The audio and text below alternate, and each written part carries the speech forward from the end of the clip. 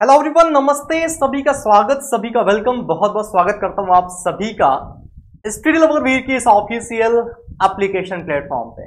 क्या हाल चाल है दोस्तों? जय हिंद आप सभी को, सभी का वेलकम, सभी का स्वागत। चलो भाई फटाफट आ जाओ।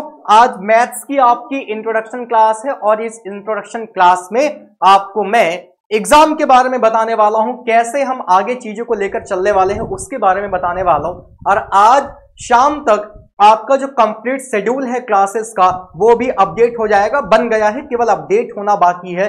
तो आपको ये भी पता चल जाएगा कि डेली किस पर्टिकुलर टाइम पे आपकी जो क्लासेस हैं वो एप्लीकेशन पर लाइव होंगी। क्योंकि अभी क्या है ना, अभी आप लोगों को शेड्यूल वगैरह कुछ पता नहीं है, तो शेड्यूल ना पता होने की वजह से आप में से काफी लोग ऐसे हैं जो यही नहीं जान पाए कि आज जो है वो क्लास आपकी लाइव होनी थी। तो अभी काफी लोग ऐसे होंगे जिनको ये नहीं पता होगा कि आज सेशन आपका लाइव होना था, बट कोई बात नहीं, आज प्रॉपरली शेड्यूल अपडेट हो जाएगा। उसके बाद कल इंग्लिश का इंट्रोडक्शन हो जाएगा, फिर ऐसे जीएस का, और मंडे से प्रॉपर एक दिन में पूरी की पूरी 4 क्लासेस जो है वो आपके स्टार्ट हो जाएंगी।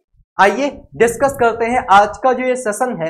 इस सेशन में हम बात करने वाले हैं कि क्या सीजीएल है, क्या एमटीएस है, क्या आपका एग्जाम पैटर्न है, क्या आपका सिलेबस है, और उस सिलेबस को हम कैसे आगे लेकर चलने वाले हैं, वो सिलेबस हम आगे कैसे डिस्कस करेंगे, क्या हमारी रणनीति है, क्या मैं आपको डिलीवर करने वाला हूं। इन्हीं सारे मुद्दों पर हम और आप मिलकर बात करेंगे। क्लासेस के अलावा एडिशनल जो फीचर्स हैं वो आपको क्या क्या मिलने वाले हैं, इन सारे मुद्दों पर हम और आप दोनों मिलकर बात करेंगे। स्टार्ट करें। आवाज बढ़िया तरीके से मिल रही है। ये सेशन एसएससी सीजीएल और एसएससी एमटीएस दोनों छात्रों के लिए इंपॉर्टेंट है। दोनों का इंट्रोडक्शन में एक में ही बता दूंगा, फिर क्लासेस आपकी अलग अलग सेपरेट जो है वो चलेंगी। तो चलिए दोस्तों स्टार्ट करते हैं आज के अपने सेशन को। और सबसे पहले बात करते हैं किसकी? सबसे पहले बात करते हैं एसएससी सीजीएल की।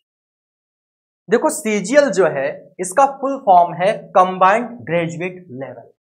कंबाइंड इसलिए कहा जाता है क्योंकि यहां पे कोई पर्टिकुलर एक पोस्ट नहीं है। इंडियन गवर्नमेंट के अलग अलग डिपार्टमेंट, अलग अलग मिनिस्ट्री में कई सारी पोस्ट यहां पे हैं जो ग्रेजुएट लेवल पे होती हैं। इसके नाम से ही पता चल रहा है कि ऐसे जितने भी एस्पिरेंट हैं जिन्होंने अपना ग्रेजुएशन कंप्लीट कर रखा है वो इस फॉर्म को फिल कर सकते हैं, वो इस फॉर्म के लिए एलिजिबल है। किसी भी एग्जाम को निकालने के 3 मूल मंत्र हैं। अगर आपने जीवन में इन 3 मूल मंत्रों पे काम किया तो समझ लीजिए सफलता आपके हाथ लगी।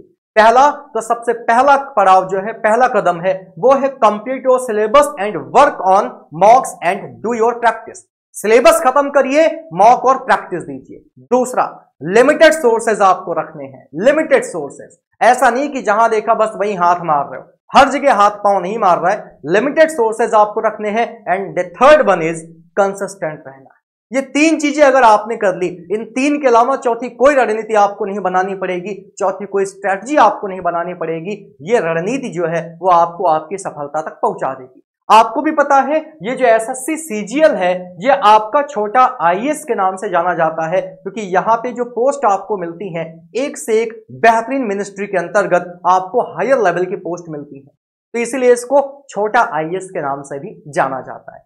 बात करें अगर एसएससी सीजीएल की, तो दोस्तों एसएससी सीजीएल जो है ये सबसे पहले जानना पड़ेगा हमें इसके एग्जाम पैटर्न के बारे में, क्योंकि सबसे मेन मुद्दा वही है। सिलेबस तो अभी हम जान ही लेंगे, मेन मुद्दा है एग्जाम पैटर्न का कि आखिर एसएससी सीजीएल का एग्जाम पैटर्न होता क्या है। बात करें अगर एसएससी सीजीएल की, तो दोस्तों यहाँ पे बेसिकली जो एग्जाम है वो आपका होता है 2 स्टेजेस में। ये जो स्टेजेस है दोस्तों ये आपकी टियर 1 और टियर 2 स्टेज है। एक है आपकी टियर 1 और एक है आपकी टियर 2 स्टेज। एक एक बात को ध्यान से सुनना, कोई कंफ्यूजन नहीं रह जाएगा, बिल्कुल निश्चिंत होकर सुनते रहेगा। जो टियर 1 है ना दोस्तों वो सारे कैंडिडेट्स के लिए है, कंपल्सरी। अब आप कहोगे सर सारे कैंडिडेट्स का मतलब, एक्चुअली जब आप एसएससी सीजीएल का फॉर्म भरते हो तो डबल एओ की जो पोस्ट है असिस्टेंट ऑडिटर ऑफिसर और जेएसओ वाली जो पोस्ट है जूनियर स्टैटिस्टिकल ऑफिसर, इन पोस्ट के लिए अलग एलिजिबिलिटी चाहिए होती है। ग्रेजुएशन में 60% मार्क्स चाहिए होते हैं, प्लस पढ़ाई में भी आपके पास अलग अलग स्टैटिक्स में आपने ग्रेजुएशन किया हो तो उसकी अपनी अलग एलिजिबिलिटी है। बट ये लोग जब फॉर्म फिल करते हैं तो जो टियर 1 का एग्जाम है वो सारे कैंडिडेट्स जितने लोगों ने भी एसएससी सीजीएल का फॉर्म भरा है वो सबको देना होता है, सबको देना होता है। उसके बाद आता है दोस्तों टियर 2। टियर 2 में दोस्तों होते हैं आपके 3 पेपर। जो पेपर 1 है, पेपर 2 है, पेपर 3 है। टियर 2 में कितने पेपर? टियर 2 में 3 पेपर होंगे। जो पेपर 1 है ये सारी पोस्ट के लिए कंपलसरी है, मतलब जितने भी आपकी वैकेंसीज हैं उसमें AO JSO भी शामिल है, ये सब के लिए कंपलसरी है। लेकिन जो पेपर सेकंड है, जो आपका पेपर सेकंड है, पेपर सेकंड दोस्तों आपका पर्टिकुलर उन कैंडिडेट्स के लिए है जिन्होंने जूनियर स्टैटिस्टिकल ऑफिसर के लिए अप्लाई किया है, दैट मींस JSO। और जो पेपर थर्ड है वो पेपर थर्ड उन कैंडिडेट्स के लिए है जिन्होंने असिस्टेंट ऑडिटर ऑफिसर AO की पोस्ट के लिए अप्लाई किया है। ऑडिटर ऑफिसर भी कह सकते हो, इसी का full form assistant account officer भी होता है। तो ये दोस्तों जो आपके टियर 2 में 3 पेपर हैं वो सबको नहीं देने होते हैं। पेपर 2 और पेपर 3 जो है वो केवल उन्हीं लोगों के लिए है जिन्होंने JSO का फॉर्म भर रखा है, वो पेपर 2 देंगे। जिन्होंने AO की पोस्ट अप्लाई कर रखी है वो पेपर 3 देंगे। बाकी जनरल पोस्ट जितनी और बाकी पोस्ट हैं, आपको बाकी सारी पोस्टों के लिए एक पेपर ही देना होगा, दैट इज पेपर 1। अच्छा, अगली बात करेंगे। अब दोस्तों जो आपका SSC CGL का टियर 1 एग्जाम होता है जो कंपलसरी है सारे कैंडिडेट्स के लिए, ये क्वालिफाइंग नेचर का होता है। क्वालिफाइंग नेचर का मतलब ऐसे समझो कि ये पेपर आप दे लोगे, यहां एक कट ऑफ बनेगी, वो कट ऑफ अगर आप क्वालिफाई कर जाओगे तो आपको टियर 2 का एग्जाम देने का मौका मिलेगा। और जो टियर 2 का एग्जाम देने का आपको मौका मिलेगा उसमें इस टियर 1 का कोई रोल नहीं रहेगा। कहने का मतलब यह है जब फाइनल सिलेक्शन होगा तो फाइनल सिलेक्शन में आपके टियर 1 में कितने मार्क्स आए हैं, आपने टियर 1 में क्या स्कोर किया है, फर्क नहीं पड़ता दोस्तों। टियर 1 के मार्क्स जो है वो जुड़ते नहीं है, टियर 1 आपका क्वालिफाइंग नेचर का होता है। जो मेन आपकी कट ऑफ बनती है वो बनती है दोस्तों टियर 2 से। जो मार्क्स आप स्कोर करते हो, यहां पे लिखा हुआ है, जो मार्क्स आप स्कोर करोगे SSC CGL टियर 2 में, ये कंसीडर किए जाएंगे फाइनल सिलेक्शन के लिए। यानी कि जो आपका फाइनल सिलेक्शन होगा वो टियर 2 के मार्क्स पर होगा, इस पे टियर 1 के मार्क्स का कोई भी रोल नहीं है। Got it Neha? अच्छा, अब मुद्दा ये है कि जो ये टियर 1 का पेपर होता है आखिर क्या क्या आता है यहाँ पे, कैसे क्या चीजें हैं। दोस्तों टियर 1 का जो पेपर है इसमें आपके टोटल पूछे जाते हैं 4 सब्जेक्ट। कितने सब्जेक्ट? 4। ये 4 सब्जेक्ट हैं आपके जनरल इंटेलिजेंस एंड रीजनिंग, दूसरा सब्जेक्ट है आपका जनरल अवेयरनेस, तीसरा सब्जेक्ट है आपका क्वांटिटेटिव एप्टीट्यूड और चौथा सब्जेक्ट है आपका इंग्लिश कॉम्प्रिहेंशन। ये 4 सब्जेक्ट पूछे जाते हैं। इसका पूरा मैं आपको टेबल दिखाता हूं। एक्चुअली आपके टियर 1 में दोस्तों ये केवल और केवल 4 पेपर हैं, पहला, दूसरा, तीसरा और चौथा। इसमें general intelligence, reasoning, general awareness. अब ये जो जनरल अवेयरनेस लिखा हुआ है ये पूरी GS है दोस्तों, और इस GS के अंदर क्या क्या आता है? इस GS के अंदर history, geography, polity, economics, physics, chemistry, bio, इसके अलावा करंट अफेयर्स, स्टैटिक जीके, ये सारी की सारी चीजें आपकी पूछी जाती है। क्वांट में आपका अरिथमेटिक प्लस एडवांस दोनों पोर्शन है, इंग्लिश कॉम्प्रिहेंशन प्लस ऐसे में इंग्लिश ग्रामर भी आपको पढ़नी पड़ेगी। हर एक सेक्शन से दोस्तों केवल 25 क्वेश्चन पूछे जाते हैं, 25 रीजनिंग के, 25 GS के, 25 मैथ के और 25 इंग्लिश के। एक क्वेश्चन 2 नंबर का होता है, यानी 50 नंबर की रीजनिंग आएगी, 50 नंबर की GS आएगी, 50 की मैथ आएगी और 50 की इंग्लिश आएगी। टोटल जो आपका स्कोर बनता है वो टोटल मार्क्स 200 बनता है। 100 क्वेश्चन होते हैं, एक क्वेश्चन 2 नंबर का तो 200 हो गया।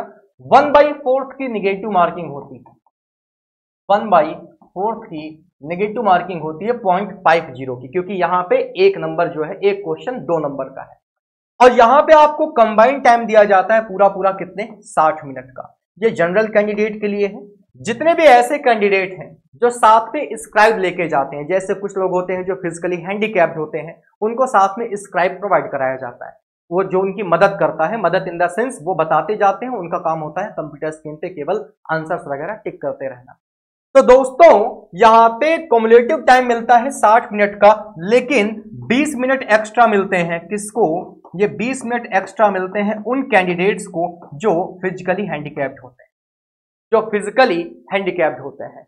फिजिकली हैंडीकैप्ड कैंडिडेट्स को 20 मिनट एक्स्ट्रा मिलते हैं। अब इसमें भी एक बड़ा डाउट है एस्पिरेंट्स को, सर कम्युलेटिव टाइम का मतलब क्या होता है? कम्युलेटिव टाइम का मतलब होता है टोटल आपको 1 घंटा दिया जाएगा।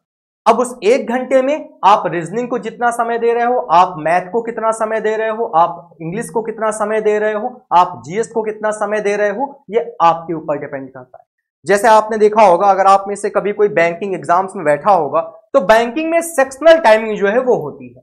बैंकिंग में आपने देखा होगा सेक्शनल टाइमिंग होती है, और बैंकिंग में सेक्शनल टाइमिंग होती है जिसकी वजह से वहां पे जैसे ही वो टाइमिंग आपकी खत्म होती है वो सेक्शन जो है आपका बंद हो जाता है। बट एसएससी में ऐसा नहीं है, पूरा आपको यहाँ 1 घंटा दिया जा रहा है। उस 1 घंटे में आप जिस भी तरीके से चाहो इन चारों सब्जेक्ट्स पे अपने समय को आप खर्च कर सकते हो, जिस भी तरीके से आप चाहो। यहाँ ऐसा नहीं है कि आपको रीजनिंग के लिए 15 मिनट, जीए के लिए 15 मिनट, क्वांट के लिए 15 मिनट या इंग्लिश के लिए 15 मिनट का समय मिलेगा।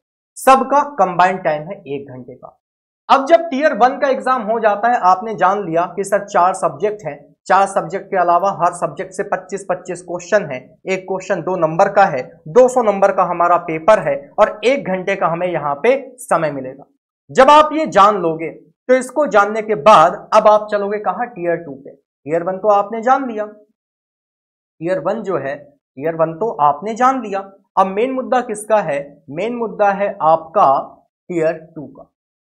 जब आप टियर 1 को क्वालिफाई कर लोगे तो टियर 1 को क्वालिफाई कर लेने के बाद अब आपको कहां चलना है? अब आपको चलना है टियर 2 पे। मैंने आपसे पहले ही बताया कि आपको यहां पे, जस्ट अ मिनट, चलो मैंने पहले ही बताया कि आपको यहां पे वो मौका नहीं मिलेगा। कौन सा मौका? जो मौका मिलता है आप लोगों को कि चलो यार टियर 1 नहीं क्वालिफाई कर, मतलब टियर 1 कंपलसरी है क्वालिफाई करना और इसके मार्क्स आपके टियर 2 में ऐड भी नहीं होंगे। अब बात करेंगे टियर 2 की। टियर 2 जो एग्जाम होता है दोस्तों, इसमें मैंने आपको पहले ही बताया कि यहां पे होते हैं टोटल आपके 3 पेपर, बट सारे कैंडिडेट्स को ये तीनों पेपर नहीं देने होते हैं। पेपर 1 की अगर बात करेंगे तो पेपर 1 आपका यहां पे साफ साफ लिखा हुआ है, पेपर 1 आपका कंपलसरी है सारी पोस्ट के लिए, और यहां पे आपको जो टोटल समय दिया जाता है वो दिया जाता है 2 घंटे 30 मिनट का, 2 घंटे 30 मिनट का। यहीं पे अगर हम पेपर 2 की बात करेंगे जो कि आपका जेएसओ की पोस्ट के लिए है, ये आपका केवल वही कैंडिडेट देते हैं जिन्होंने जेएसओ की पोस्ट के लिए अप्लाई किया है। इस पेपर में 2 घंटे का समय प्रोवाइड कराया जाता है। और जो आपका पेपर 3 है जो डबल एओ की पोस्ट के लिए है, डबल एओ की पोस्ट वाले पेपर के लिए भी 2 घंटे का समय प्रोवाइड कराया जाता है। मुद्दा तो ये है कि आखिर यहां पे आता क्या है। चल बहुत ध्यान से समझना, सीजीएल 2 का जो एग्जाम पैटर्न है, बहुत सारे ऐसे कैंडिडेट्स हैं जिनको ये समझ में ही नहीं आता। एक्चुअली दोस्तों, सीजीएल का जो टियर 2 का एग्जाम पेपर है, इसको अलग अलग सेक्शंस में डिवाइड किया गया है। सेक्शंस के अंदर भी अलग अलग मॉड्यूल हैं। होता पूरा पेपर एक साथ ही है, लेकिन अलग अलग सेक्शन है और अलग अलग सेक्शंस के अपने अपने रूल्स हैं, इनकी अपने अपने कुछ टर्म्स कंडीशन है। क्या वो टर्म्स कंडीशन है, क्या वो रूल्स हैं, आइए जरा इन पे बात कर लेते हैं। सबसे पहले टियर 2 का जो आपका इन्होंने सेक्शन 1 बना रखा है, सेक्शन 1 में दोस्तों 2 मॉड्यूल हैं। सेक्शन 1 में कितने मॉड्यूल हैं? 2 मॉड्यूल हैं। सेक्शन 1 के मॉड्यूल 1 में रखा गया है मैथमेटिक्स को, और सेक्शन 1 के मॉड्यूल 2 में रखा गया है रीजनिंग को। 30 क्वेश्चन आपको मैथ के देखने को मिलेंगे, 30 क्वेश्चन रीजनिंग के देखने को मिलेंगे। ये हो जाता है कितना? 60 क्वेश्चन। एक क्वेश्चन 3 नंबर का होता है, 90 नंबर की आपकी क्या होगी? 90 नंबर की आपकी मैथ होगी, 90 नंबर की आपकी रीजनिंग होगी। एंड सबसे इंपॉर्टेंट थिंग, 23% इन्होंने क्या कर रखा है? पूरे पेपर का वेटेज कवर कर रखा है। मैथ और रीजनिंग जो आपका सेक्शन 1 है, इसके लिए आपको 1 घंटे का समय प्रोवाइड कराया जाता है। इस 1 घंटे में आपको मैथ और रीजनिंग को करना है। अब आप कितना समय मैथ को दे रहे हो, कितना समय आप रीजनिंग को दे रहे हो, ये डिपेंड करता है आपके ऊपर। जी हाँ, ये डिपेंड करता है आपके ऊपर कि आप कितना समय मैथ को दे रहे हो और कितना समय आप रीजनिंग को दे रहे हो। कंबाइंड टाइम आपको 1 घंटे का मिलता है। इसके बाद इन्होंने बना रखा है सेक्शन 2। ये था आपका सेक्शन 1, अब इन्होंने बना रखा है सेक्शन 2। सेक्शन 2 में दोस्तों मॉड्यूल 1 में इन्होंने रखा है इंग्लिश लैंग्वेज एंड कॉम्प्रिहेंशन को, और मॉड्यूल 2 में इन्होंने रखा है जनरल अवेयरनेस को। सेक्शन 1 में भी देखो 2 मॉड्यूल थे, सेक्शन 2 में भी देखो 2 ही मॉड्यूल है। यहां भी 2 मॉड्यूल है। मॉड्यूल 1 में इन्होंने रखा है इंग्लिश लैंग्वेज और कॉम्प्रिहेंशन को, मॉड्यूल 2 में इन्होंने रखा है जनरल अवेयरनेस को। इंग्लिश के दोस्तों 45 क्वेश्चन पूछे जाते हैं, एक क्वेश्चन 3 नंबर का, 135 नंबर यहां से आपके बनते हैं टोटल। जनरल अवेयरनेस के 25 क्वेश्चन पूछे जाते हैं, एक क्वेश्चन 3 नंबर का 75 नंबर आपके यहां से बनते हैं। और इस सेक्शन के लिए भी पूरा पूरा 1 घंटा आपको दिया जाता है। इंग्लिश का वेटेज 35% और जीए का वेटेज 19%। अब इस 1 घंटे में आपको इंग्लिश भी करना है, जनरल अवेयरनेस भी करना है। डिपेंड करता है आपके ऊपर कि आप किसको कितना टाइम दे रहे हो। 2 सेक्शन हो गए, अब आता है सेक्शन तीसरा। सेक्शन तीसरे में भी दोस्तों 2 मॉड्यूल हैं, मॉड्यूल 1 और मॉड्यूल 2। मॉड्यूल 1 में इन्होंने रखा है कंप्यूटर लैंग्वेज को, मतलब कंप्यूटर टेस्ट को, लैंग्वेज नहीं कंप्यूटर नॉलेज को, जहां कंप्यूटर के क्वेश्चन आते हैं। और मॉड्यूल 2 में इन्होंने रखा है डेटा एंट्री टेस्ट, जिसको आप टाइपिंग टेस्ट के नाम से भी जानते हो। अभी मैं आपके सारे डाउट क्लियर करूंगा कि टाइपिंग कब होती है, साथ में होती है या टाइम मिलता है, बहुत कुछ है इसमें, सुनते चलो। कंप्यूटर के आते हैं 20 क्वेश्चन। 20 क्वेश्चन, एक क्वेश्चन 3 नंबर का, 60 नंबर का। कंप्यूटर जो है ये क्वालिफाइंग होता है। कंप्यूटर क्या है? क्वालिफाइंग होता है। डेटा एंट्री टेस्ट जो है ये भी आपका क्वालिफाइंग नेचर का होता है। 15 मिनट आपको कंप्यूटर के लिए मिलते हैं और 15 मिनट आपको मिलते हैं किसके लिए?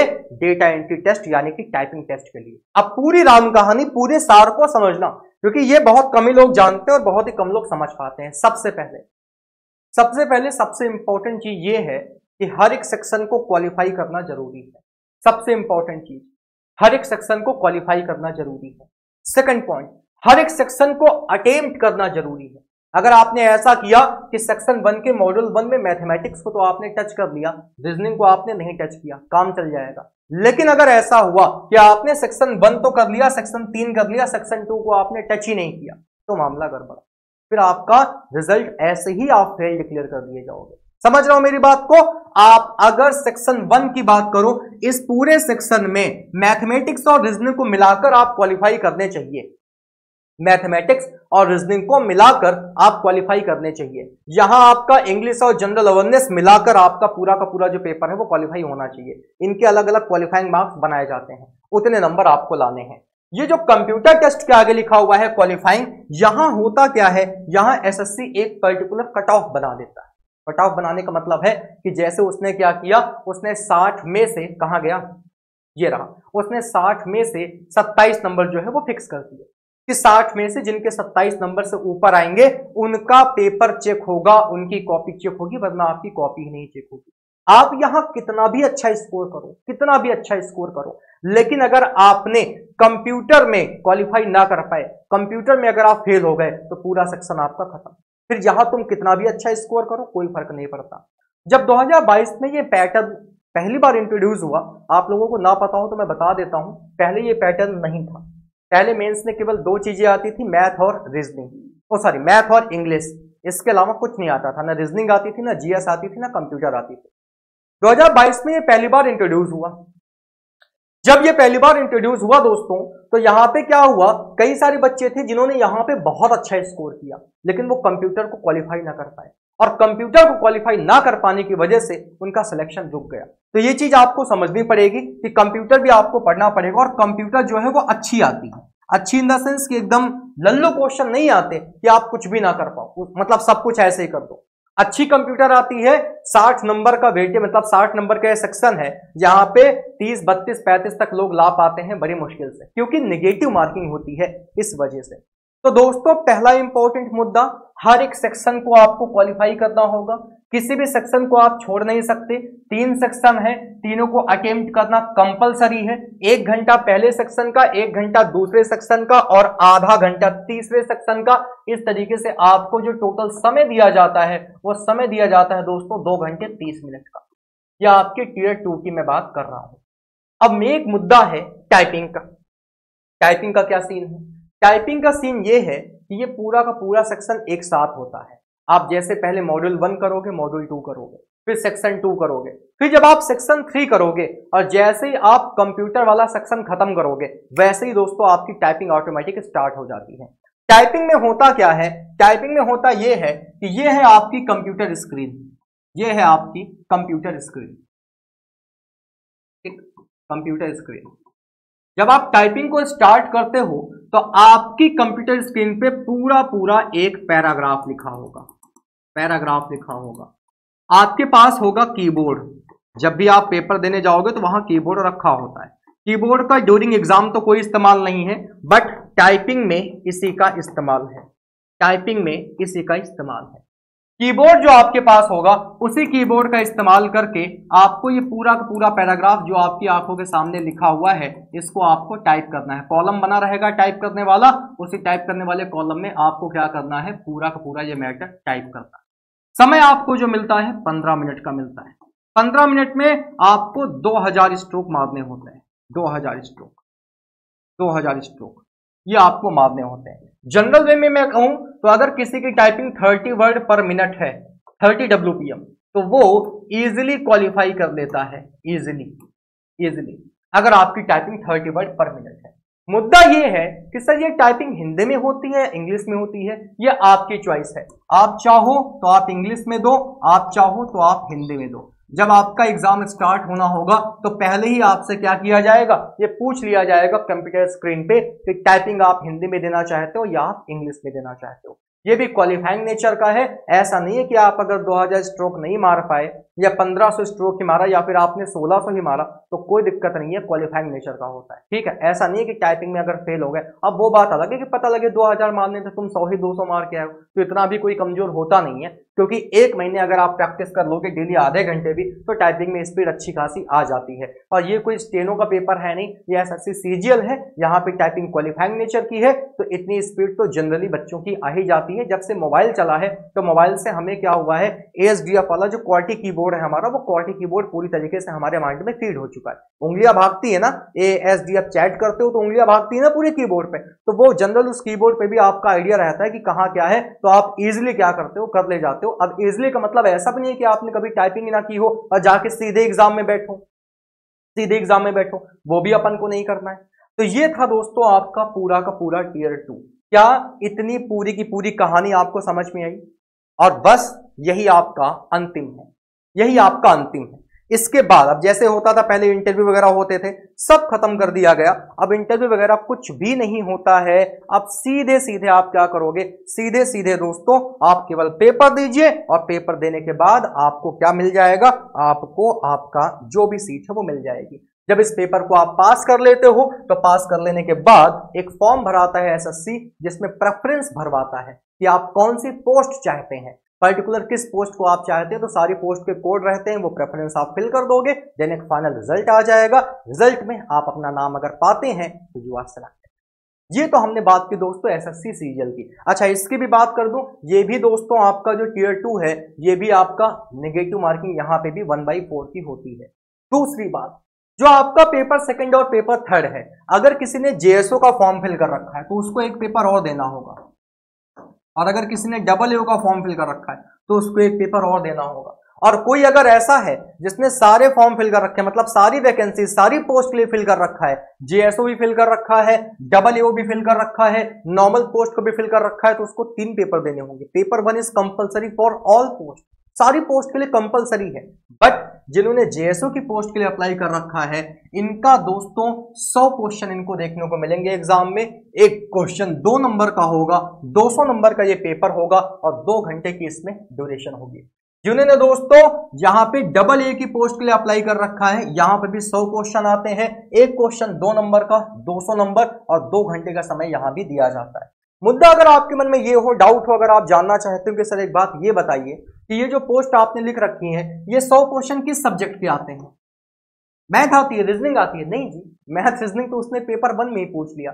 एक्चुअली यहाँ पे पूरा का पूरा सेक्शन जो है वो स्टैटिक्स का रहता है, क्योंकि ये पोस्ट ही आपकी JSO की है, जूनियर स्टैटिस्टिकल ऑफिसर, तो पूरा का पूरा सेक्शन आपका स्टैटिक्स का रहता है। यहाँ पे जो अकाउंट वाली पोस्ट है AAO वाली, यहाँ पे पूरे के पूरे 100 क्वेश्चन जो है वो आपके फाइनेंस एंड अकाउंट से संबंधित होते हैं। 100 क्वेश्चन आते हैं, 2-2 घंटे का समय होता है, एक क्वेश्चन 2 नंबर का होता है। ये उन्हीं लोगों को देना होता है जिन्होंने पर्टिकुलर इस पोस्ट के लिए अप्लाई किया है। चलिए आगे चलेंगे दोस्तों, नेक्स्ट की बात करेंगे, अगला सेक्शन। अब बात करते हैं SSC MTS की। CGL के बारे में हमने अच्छी तरीके से जान लिया। अब जैसे अभी काफी लोग हैं जो SSC CGL और MTS उन्होंने दोनों अप्लाई कर रखा है। MTS का वैसे तो फुल फॉर्म है multi tasking staff, multitasking staff का मतलब ये नहीं है जैसे एसएससी एमटीएस को लेके कई सारे लोगों के मन में ये भ्रम है कि वो तो प्यून की पोस्ट होती है, वहां पे पानी पिलाना होता है, झाड़ू लगाना होता है, पोछा लगाना होता है। ऐसा बिल्कुल नहीं है। चतुर्थ श्रेणी की ये नौकरी है, झाड़ू पोछा पानी नहीं पिलाना होता है, सिंपल सी नौकरी है जहां पे पूरे अपने ऑफिस के स्टोर का संभालना आपका काम है, फाइल्स को मैनेज करना आपका काम है, फाइल को लाना ले जाना ये सारा काम आपका है, वहां झाड़ू पोछा पानी नहीं लगाना होता है। एमटीएस ये एसएससी के अंदर, पूरे एसएससी के सारे एग्जाम्स के अंदर होने वाला सबसे टफेस्ट एग्जाम माना जाता है ये चतुर्थ श्रेणी का। लेकिन दोस्तों ये एक ऐसा एग्जाम है जो सबसे टफ होता है। उसकी एक वजह यह है कि यहां पे होता है सिंगल एग्जाम, एक ही एग्जाम होगा, पास कर गए तो नौकरी आपके हाथ में, नहीं पास कर पाए तो बाहर, जिसकी वजह से इसका लेवल जो है वो जी हां कंबाइंड ग्रेजुएट लेवल यानी कि सीजीएल के लेवल से भी अबव रहता है। इसका जो लेवल है वो सीजीएल से भी अबव रहता है। अब इतना भी टफ नहीं हो जाता कि डुएबल ही ना हो। अगर ऐसा हो जाता कि बहुत ही टफ हो जाता तो जिन बच्चों के सिलेक्शन हो रहे हैं भला सोचो उनके सिलेक्शन कैसे हो रहे होते। तो इतना अभी टफ नहीं है। तो एमटीएस की अगर बात करें तो एमटीएस का क्या एग्जाम पैटर्न है इसकी बात कर लेते हैं, देन सिलेबस की बात करेंगे। सिलेबस में कोई फर्क नहीं है, लेवल में फर्क है। एसएससी एमटीएस और एसएससी सीजीएल के सिलेबस में कोई फर्क नहीं है, कोई फर्क नहीं है। नेहा सर स्टैटिक्स की भी क्लास होगी क्या? नेहा आपने फॉर्म फिल कर रखा है क्या जेएसओ का? जेएसओ का फॉर्म फिल कर रखा है क्या आपने? स्टैटिक्स की तो क्लास नहीं होगी क्योंकि डबल एओ और जेएसओ वाले जो हैं उनकी क्लासेस कहीं नहीं होती, इसके टीचर ही नहीं मिलते। ये तो सेल्फ प्रिपरेशन होती है। बुक्स आती है मार्केट में, बुक्स आप पढ़ सकते हो, इसमें कोई न्यूमेरिकल पार्ट वगैरह तो है नहीं। आपने फिल कर रखा है क्या स्टैटिक्स का, उसका जेएसओ का फॉर्म? चलो अब अगर एसएससी एमटीएस की बात करें तो दोस्तों एसएससी एमटीएस में आपका होता है केवल और केवल सिंगल सीबीटी। सीबीटी का मतलब होता है कंप्यूटर बेस्ड टेस्ट। सीबीटी 1 की अगर हम बात करें, 1 क्या एक ही सीबीटी होता भी है। पहली बात तो दोस्तों ये आपका पेपर जो है ऑब्जेक्टिव होता है एसएससी सीजीएल के जैसे, एक क्वेश्चन 4 ऑप्शन फटाफट टिक कर लो। सेकंड स्टेज में फिजिकल इफिशियंसी टेस्ट होता है जिसको आप पीटी के नाम से जानते हो, बट ये सारी पोस्ट के लिए नहीं है, केवल जो लोग हवलदार पोस्ट के लिए अप्लाई करते हैं उन्हीं का फिजिकल टेस्ट होता है, सबका फिजिकल टेस्ट नहीं होता।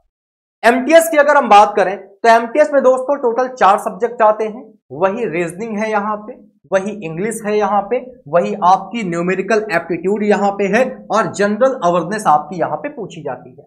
पूरा जो पेपर है इसमें 90 क्वेश्चन आते हैं, पैटर्न इसका भी बदल चुका है। 90 क्वेश्चन में एक क्वेश्चन जो है वो आपका 3 नंबर का होता है और पूरा पेपर जो है वो आपका बनता है 270 मार्क्स का, 270 नंबर का।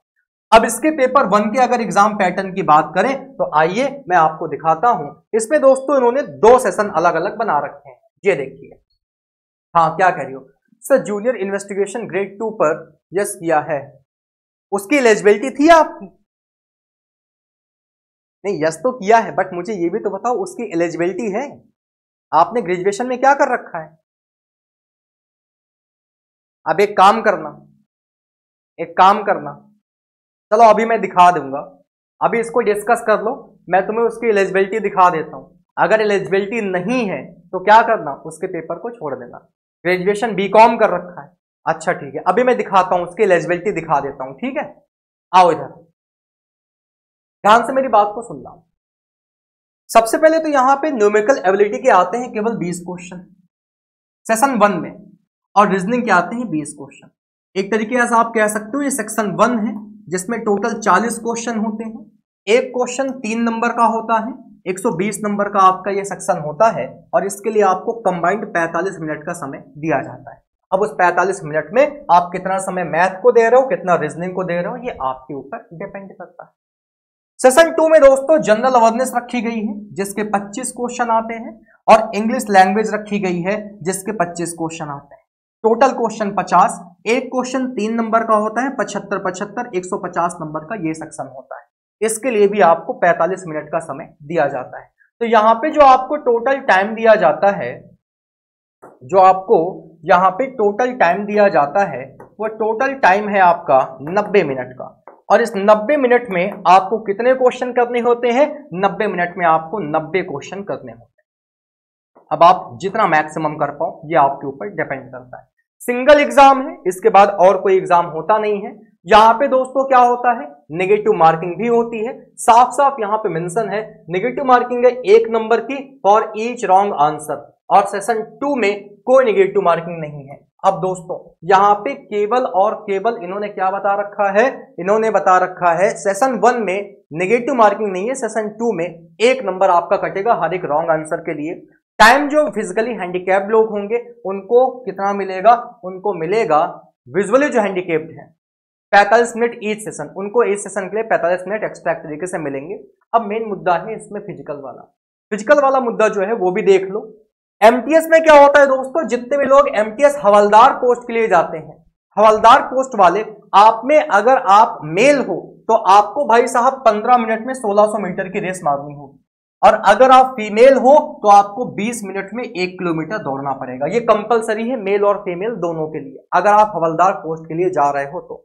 इसके बाद अगर आप हाइट की बात करो तो जितने मेल हैं इनकी हाइट 157.5 सेंटीमीटर होनी चाहिए, फीमेल की जो हाइट है वो 152 सेंटीमीटर होनी चाहिए, ठीक है। और इसमें एक चीज इन्होंने बता रखा है, देखो जो घरवाली होते हैं, आसमी होते हैं, गोरखा होते हैं, ये थोड़ा सा छोटे होते हैं ना हाइट में, तो इनको रिलैक्सेशन दिया गया है कितने का, 5 सेंटीमीटर का, और फीमेल्स को दिया गया है 2.5 सेंटीमीटर का। इसके बाद चेस्ट की बात करेंगे, मेल का चेस्ट 76 सेंटीमीटर होना चाहिए, अनएक्सपैंडेड, वो भी अनएक्सपैंडेड, और फीमेल में चेस्ट होता नहीं है।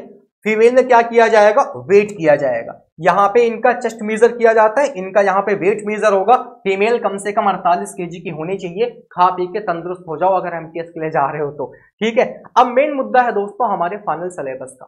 देखो मैं आपको एक बात बिल्कुल क्लियर कट बता देता हूं, वो क्लियर कट बात ये है, एसएससी सीजीएल एसएससी एमटीएस का सिलेबस डिट्टो सेम है, कोई एक सिंगल टॉपिक ऐसा नहीं है जो दोनों में अलग अलग हो, लेकिन लेवल का फर्क है। सीजीएल का अपना अलग लेवल है, एमटीएस का अपना अलग लेवल है, तो इसीलिए दोनों की क्लासेस अलग अलग चलाई जा रही हैं, ताकि जो एमटीएस वाले हैं वो अपना कंसंट्रेट कर पाए, जो सीजीएल वाले हैं वो अपना कंसंट्रेट कर पाए।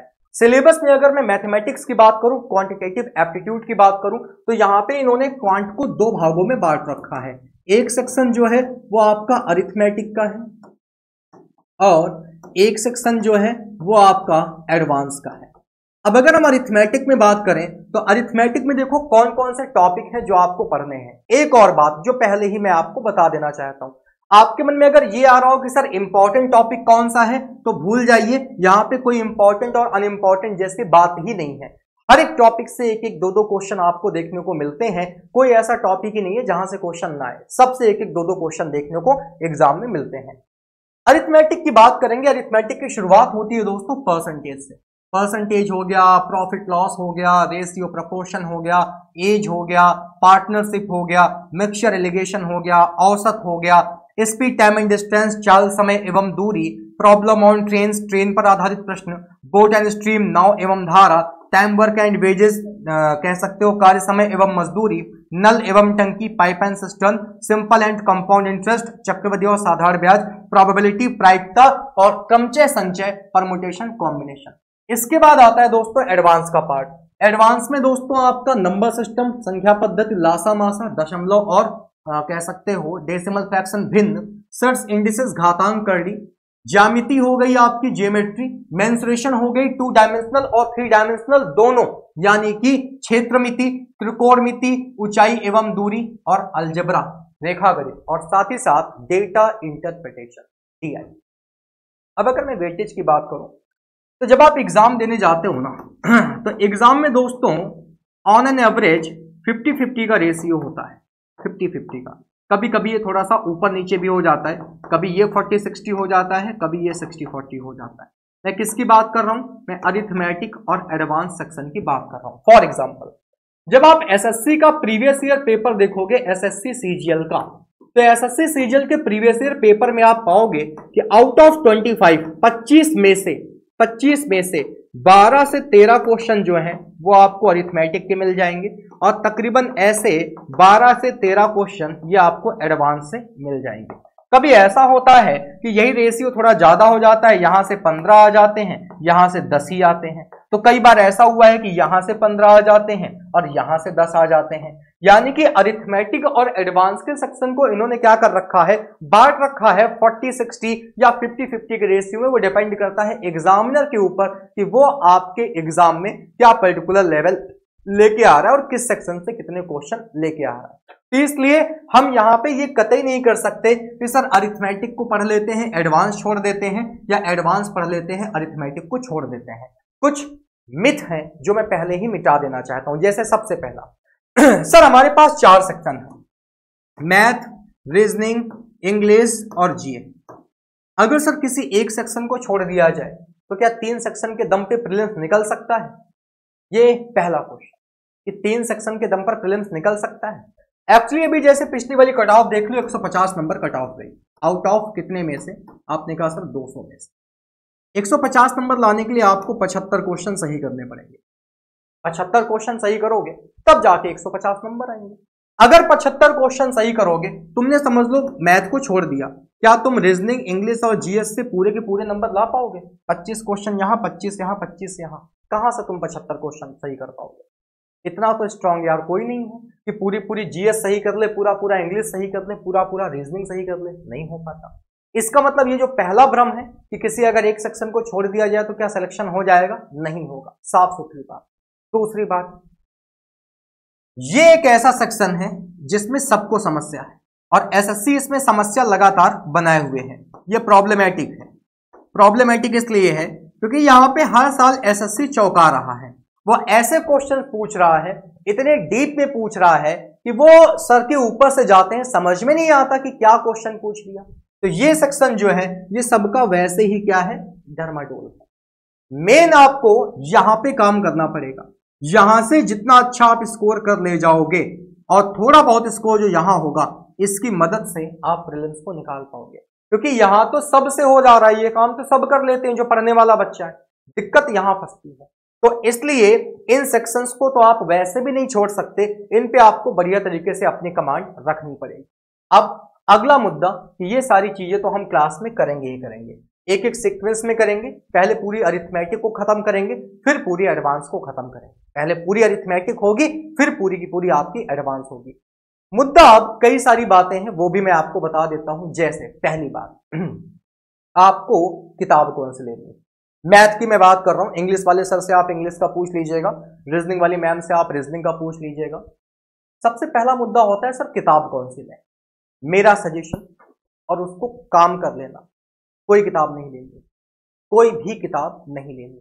आप मेरे से क्लास करोगे, क्लास में मैं आपको भर भर के क्वेश्चन कराऊंगा ऑल टाइप के। उन्हीं क्वेश्चंस को रिवाइज करना है।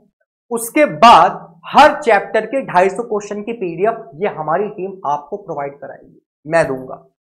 जैसे नंबर सिस्टम पढ़ाया, नंबर सिस्टम में किताब में कितने क्वेश्चन होंगे? किताब में होंगे बहुत ज्यादा, 150 से 200 क्वेश्चन। मैं हर टॉपिक के 250 क्वेश्चंस की पीडीएफ आपको दे दूंगा। 250 क्वेश्चंस। नंबर सिस्टम पढ़ा, लो पीडीएफ, करो प्रैक्टिस। प्रॉफिट लॉस पढ़ा, ये लो पीडीएफ। एज पढ़ा, ये लो पीडीएफ। मिक्सचर पढ़ा, ये लो पीडीएफ। यानी कि हर एक टॉपिक की प्रॉपर पीडीएफ जो है वो आपको मिल जाएगी। प्रैक्टिस करने की टेंशन नहीं है। अब आपको करना क्या है, एक तो आपको रेगुलर क्लास करनी है। क्लास का जो कंटेंट है उसका मल्टीपल टाइम रिवीजन करना है, उसको अच्छे से रिवाइज करना है। जो आपको एक्स्ट्रा पीडीएफ शीट्स मिलेंगी वो आपने सॉल्व करनी है, और वो सॉल्व करने के बाद आपको प्रीवियस ईयर पेपर पे काम करना है। प्रीवियस ईयर पेपर गूगल पे भर भर के अवेलेबल है। हाँ, अगर तुम्हारा पैसा खर्चा करने का मन है किताब पे, तो मार्केट से एक प्रीवियस ईयर पेपर की किताब ले लो। मार्केट से कौन सी किताब ले लो? प्रीवियस ईयर पेपर की किताब ले लो। ये कर सकते हो कि मार्केट से हमने क्या किया, प्रीवियस ईयर पेपर ले लिया। ये अगर तुम्हें करना है तो तुम इतना कर सकते हो। बाकी इसके अलावा मेरी तरफ से तुम्हें कोई भी किताब, कोई भी बुक परचेज करने की जरूरत नहीं है। क्या समझे? अब बाकी तुम्हारी इच्छा, अगर तुम्हारे पास है कोई किताब जिससे तुम पढ़ रहे हो तो फिर यार बात ही अलग है।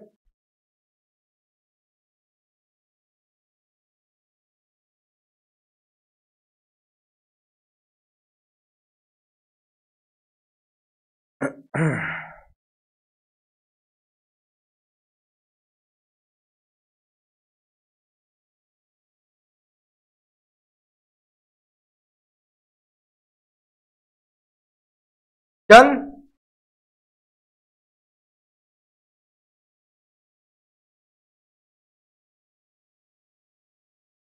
चलो अब नेहा आपका मैं वो बता देता हूं, एलिजिबिलिटी बता देता हूं। 1 मिनट का मेरे को समय दीजिएगा कि नोटिफिकेशन बोर्ड पे होगा नहीं।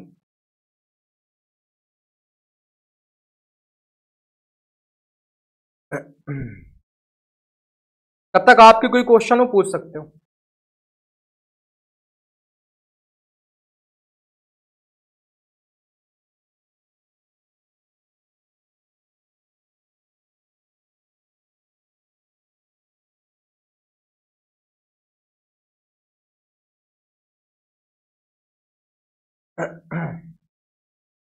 आपको कोई क्वेश्चन है तब तक आप पूछ सकते हो।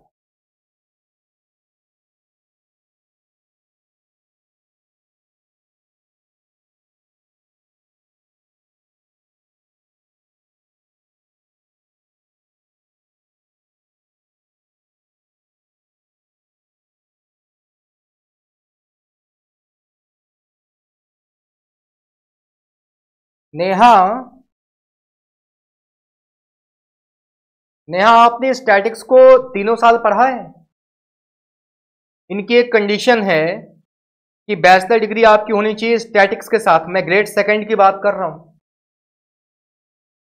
स्टैटिक्स के साथ आपकी बैचलर डिग्री होनी चाहिए और आपने स्टैटिक्स को पूरे के पूरे 3 साल पढ़ा हो। अगर आपका ईयरली था तो पूरे 3 साल पढ़ा हो, और अगर आपका सेमेस्टर वाइज था तो पूरे के पूरे 6 सेमेस्टर आपने पढ़े हो। अब ये भाई आप तय कर लो, ये आप तय कर लो कि आपने पढ़ा है या नहीं पढ़ा।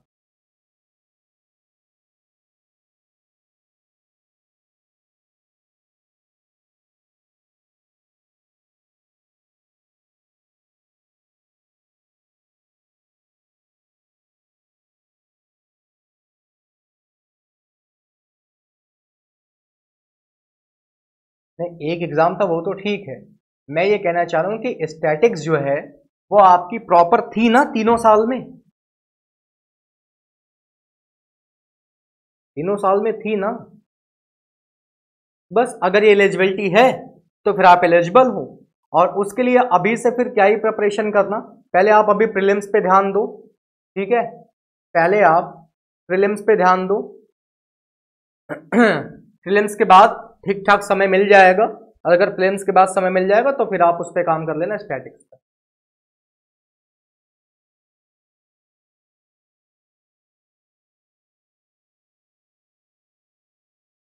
ठीक है, चलो। तो आज का ये था हमारा इंट्रोडक्शन सेशन। उम्मीद करता हूं कि इस सेशन को आपने बखूबी पसंद किया होगा, काफी कुछ जाना होगा आपने आज के इस सेशन के बारे में। और ऐसे ही हंसते मुस्कुराते रहिए, स्वस्थ रहिए, मस्त रहिए, खुश रहिए, और धमाकेदार तरीके से क्लासेस स्टार्ट होंगी बेहतरीन तरीके से। जितनी मेहनत हम करेंगे आपके साथ, उतनी ही मेहनत आप भी करिए हमारे साथ। और सिलेक्शन जो है वो दूर नहीं है, बट मेहनत करनी पड़ेगी, ठीक है? चलिए, thank you so much everyone, thank you so much.